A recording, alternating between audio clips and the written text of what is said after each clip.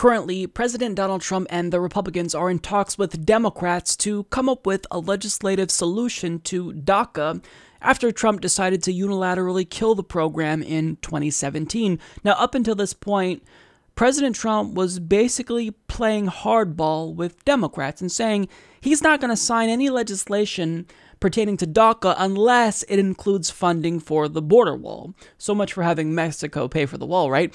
But he's basically saying that if they don't approve of the border wall, then they don't get DACA. However, in a recent meeting between Dianne Feinstein and other Republicans, and some Democrats too, it seemed as though Trump was, in fact, surprisingly willing to pass a clean DACA bill. And I think, and I don't know how you would feel about this, but I'd like to ask the question, what about a clean DACA bill now, and with a commitment that we go into a comprehensive immigration reform procedure like we did back, I remember when Kennedy was here, and it was really a major, major effort, and it was a great disappointment that it went nowhere. I remember that.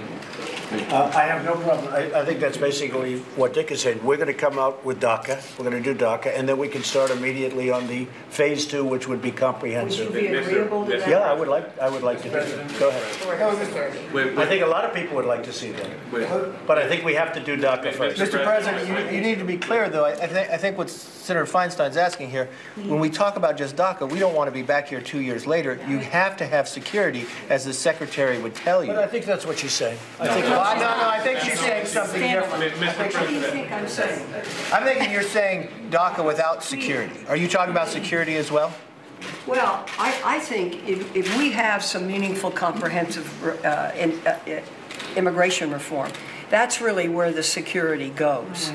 And if we could get the DACA bill, because March is coming, and people are losing their status every day.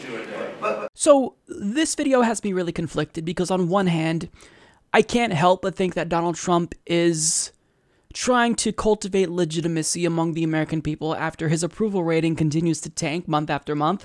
I think he's filming this to show people not only that he cares about us in some way, but also that he's willing to compromise and work with Democrats and pass a clean DACA bill.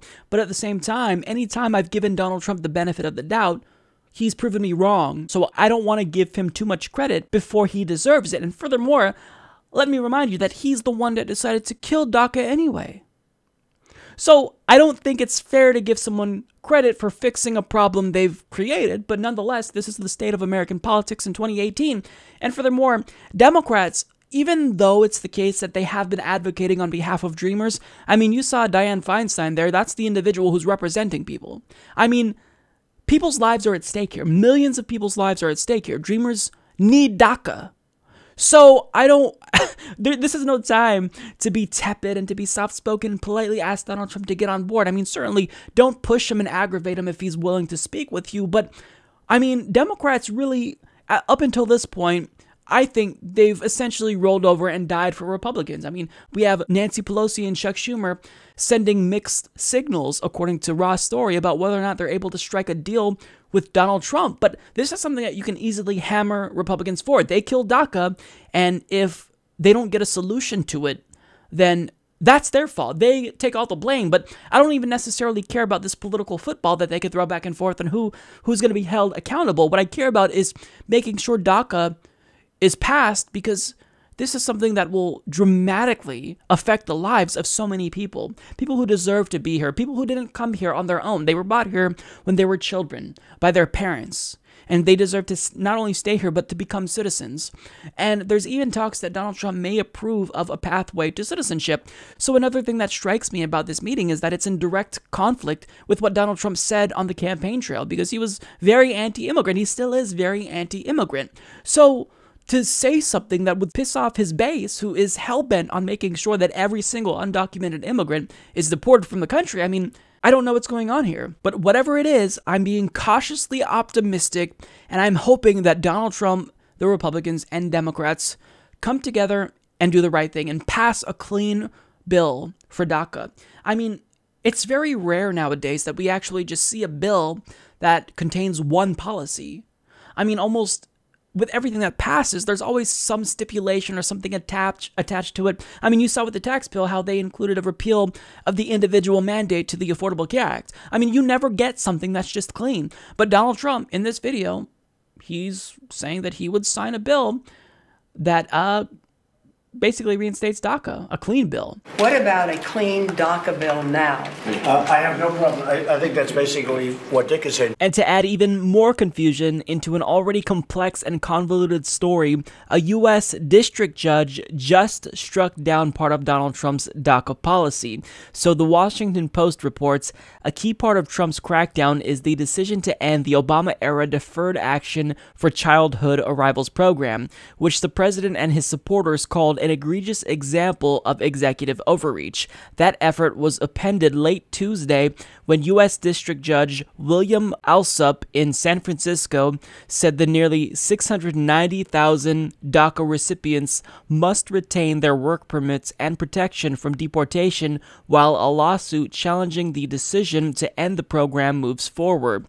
Dreamers struggled to make sense of the ruling on Wednesday. Initially, they celebrated the injunction in a blitz of phone calls and text messages, but it quickly became clear that this was not the victory they wanted.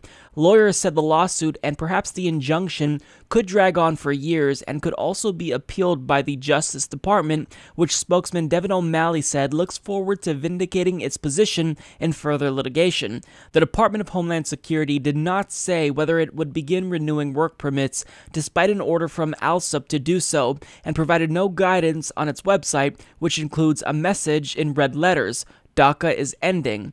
The ruling offers a temporary window without a permanent solution, said Misael Garcia, 27, a DACA recipient who works as a chef at a Baltimore restaurant and has been saving and building up credit with hopes of opening his own restaurant someday.